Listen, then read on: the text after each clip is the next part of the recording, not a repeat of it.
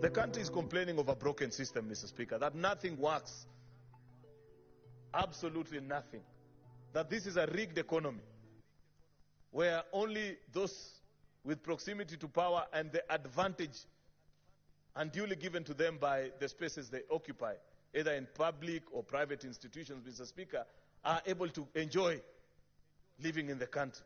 And we are being asked to repair and fix it. Where this thing has reached, Mr. Speaker, it needs an overhaul. I am afraid that not the usual glue and gum that we put into areas that are leaking will solve this time. It's completely broken. If it's a pipeline, Mr. Speaker, it is time to decommission and set up a new pipeline.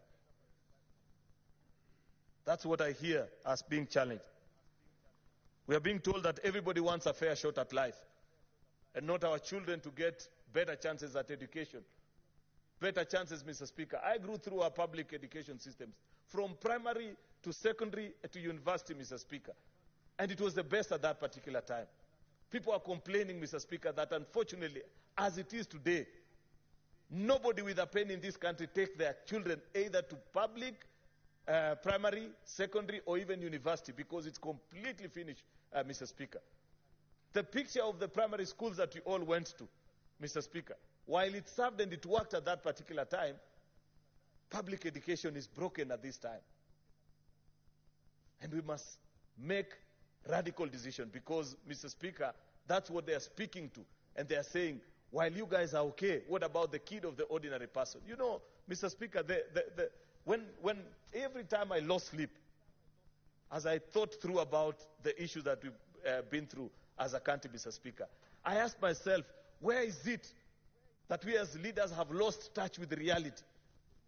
I didn't grow up as a child of privilege, Mr. Speaker, for your information. I am 38 years old. I came to this parliament at the age of 29. The first 29 years of my life, I spent them in Eastlands, deep in the slums. I have sold sim-sim, like these kids you see on our streets in Ngong Road as you drive, Mr. Speaker. And many times when I see them, I reflect back and I roll down my windows and I share with them, because I know that they are complementing what their parents are doing. That's what sends these kids out to the streets. I know what it feels, Mr. Speaker.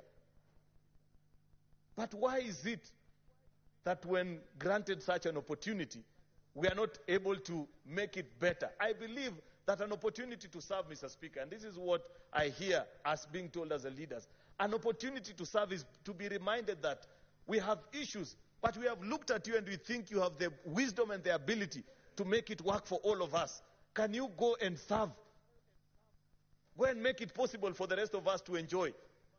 But unfortunately, either by design or because that is what the country is accustomed to, Mr. Speaker, when you get the first line at the queue, we don't think about the second and the third onwards, Mr. Speaker. We are satisfied that so long as I've had my serving at the table, that will be enough. That's what people are complaining about, Mr. Speaker.